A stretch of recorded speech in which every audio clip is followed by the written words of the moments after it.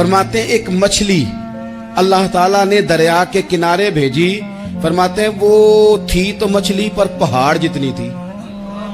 بخاری میں لفظ ہیں، حضرت جابر ابن عبداللہ رضی اللہ تعالیٰ عنہ فرماتے ہیں 300 آدمی 18 دن تک اس مچھلی کو کھاتے رہے، مچھلی ختم ہی نہیں ہوئی۔ مچھلیاں نہیں، مچھلی کہتے ہیں 18 دن 300 بندہ کھاتا رہا، مچھلی ختم ہی نہیں ہوئی۔ اور فرماتے ہیں کہ اس کی ہڈی نکال کے، کانٹا کہیں گے آپ اپنی زبان میں، کہتے ہیں وہ نکال کے نا تو اس کو کھڑا کیا نا جب، تو اونٹ کجاوے سمیت اس کے بیچ سے گزر جاتا تھا، دو اس کے کانٹے جوڑے۔ فرماتے ہیں وہ اس کا گوشت ہم کھاتے تھے اور اس کی چربی بطور تیل کے ہم جسموں پہ ملتے تھے، بیماروں کو اس سے سکون آتا تھا، تندرستی شفا ہوتی تھی۔ فرماتے ہیں ہم کھایا بھی ہم نے اور کچھ لے کے ہم مدینے بھی گئے، اور قربان جائیں نبی پاک نے بھی اس میں سے کھایا۔ ہم نے عرض کی حضور یہ معمہ کیا ہے، یہ ماجرا کیا ہے؟ تو محبوب نے فرمایا تمہارے پاس غذا نہیں تھی، رب نے تمہارے لیے بندوبست کیا ہے، اللہ نے تمہیں دیا ہے۔ مکان شروع کر لیا، ایک صاحب نے وہ مکان بنانے لگے، آپ وہ حساب لگا رہے ہیں، کہتے ہیں میرے پاس اتنے پیسے ہیں، اتنے میں نے فلانے دوست سے کہنا ہے اس نے دے دینے، اتنے فلانے رشتہ دار سے کہنا ہے اس نے دے دینے، اتنے فلانے سے کہنا ہے اس نے دے دینے۔ یہ ساری کاپی بنا کے مکان شروع کر لیا۔ جو روز کہتا تھا نا کوئی حکم ہو جاتے دسی، سب سے پہلے اس کو کہا میاں پیسے چاہیے دین، وہ کہندا ہو کل ہی منڈا ٹوریا ہے، کہدے تو پرسوں 10 داتے لب جانے سن۔ میں آپ کو اپنے تجربے کی بات بتا رہا ہوں۔ جن لوگوں کا خیال ہوتا ہے نا کہ آپ سٹارٹ کریں فلانا کام، ہم آپ کے ساتھ ہیں، اللہ کا ہی کوئی نظام ہے، وہ بالکل بھی نہیں ساتھ ہوتے۔ لیکن ایسا نہیں ہے کہ کوئی ساتھ نہیں ہوتا، اللہ تعالیٰ بڑے اسباب پیدا کرتا ہے، وہاں سے دیتا ہے جہاں سے گمان بھی۔ ہمارا یہ ذہن بن جاتا ہے ہم ساری اپنے حساب سے چلتے ہیں، اتنے رشتہ داروں سے، اتنے کون آپ کے ساتھ چلے گا، سوال ہی نہیں پیدا ہوتا۔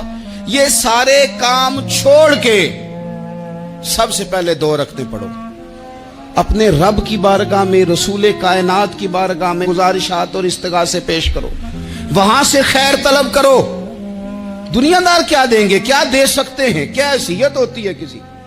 اللہ کہتا ہے وہاں سے دوں گا۔ تو جو اللہ مال دے وہ لینا چاہیے کہ رشتہ داروں کا مال دیکھنا چاہیے؟ جو اللہ دے وہ لینا چاہیے کہ سیٹھوں نوابوں کی جیبیں دیکھنی چاہیے؟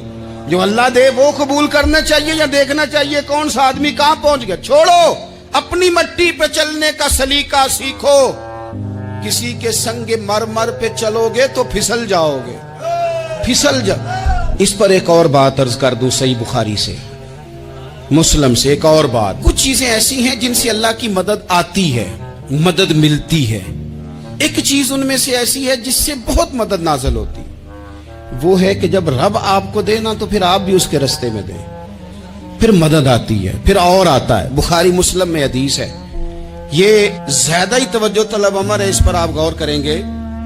حضرت ابو ہریرہ فرماتے ہیں کہ نبی پاک علیہ السلام نے فرمایا ایک شخص نے بادلوں کے اندر سے آواز سنی کہ فلاں آدمی کا کھیت اور باغ خشک ہو گیا ہے، وہاں برسو اور اس کے کھیت کو سیراب کرو۔ وہ بڑا حیران ہوا کہ بادل سے آواز آ رہی۔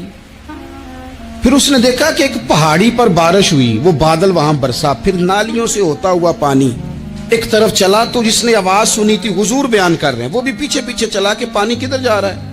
اس نے جا کے دیکھا کہ ایک مقام پہ ایک باغ کو وہ پانی لگ رہا ہے اور ایک آدمی وہ پانی لگا رہا ہے۔ اس نے اس سے پوچھا تیرا نام کیا ہے؟ اس نے کہا کیوں؟ کہنے لگا بتا نا۔ اس نے نام بتایا تو کہنے لگا یہی تو وہ نام ہے جو میں نے بادلوں کے اندر سے سنا ہے کہ فلاں کے کھیت کو پانی دے دو۔ اس نے کہا یار تو کیا عمل کرتا ہے کہ اسپیشل تیرے لیے بارش برسے؟ یہ بخاری پڑھ رہا ہوں، سیاستہ سے حدیث عرض کر رہا ہوں۔ اس سے پوچھا تو کیا کام کرتا ہے کہ جناب اللہ تبارک و تعالیٰ کا حکم کرم آیا کہ خاص تیرے لیے پانی برسے اور تیرے کھیت کو سیراب کرے؟ تو اس نے کہا چھوٹا ذمہ دار ہوں، پر جب فصل اگتی ہے تو 3 حصے کرتا ہوں، ایک حصہ اپنے بال بچوں پہ، بہن بھائیوں پہ خرچ کرتا ہوں، ایک حصہ پورا، اور ایک حصہ دوبارہ کاشتکاری پہ لگاتا ہوں، اور تیسرا حصہ خالص میں نے مسکینوں، یتیموں اور غریبوں کے لیے رکھا ہوا ہے۔ وہ جو تیسرا حصہ، اللہ کرے آپ سمجھے، وہ رب کے بندوں پہ تیسرا حصہ خرچ کرتا ہے نا، تو کریم مالک نے فرمایا جہاں سے غریب کا حصہ جاتا ہے وہ کھیت خشک نہیں رہنا چاہیے، وہ جہاں سے مسکین روٹی کھاتے ہیں وہ خشک نہ رہے، جہاں سے یتیموں کو کچھ آتا ہے کہیں اس کی فصل رہ نہ جائے۔ میں اور آپ بھی اگر اپنے مال میں مسکینوں، یتیموں، غریبوں کے حصے رکھ لیں گے تو فصلیں خشک نہیں رہیں گی، ان کے اندر تازگی آئے گی، نور آئے گا، کرم آئے گا، خاص کر خدا کی رحمت برسے گی۔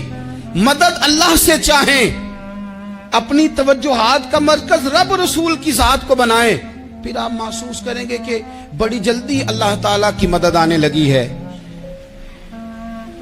کبھی آپ صرف کہہ دیں نا میرا رب میرے ساتھ ہے، اس لفظ میں اتنی طاقت ہے کہ دشمن ویسے زہر ہو جاتا ہے۔ زندگی میں کسی سے بھی لڑائی ہو اچھی طرح سوچ لیں کہ اللہ اس طرف ہے یا اس طرف ہے۔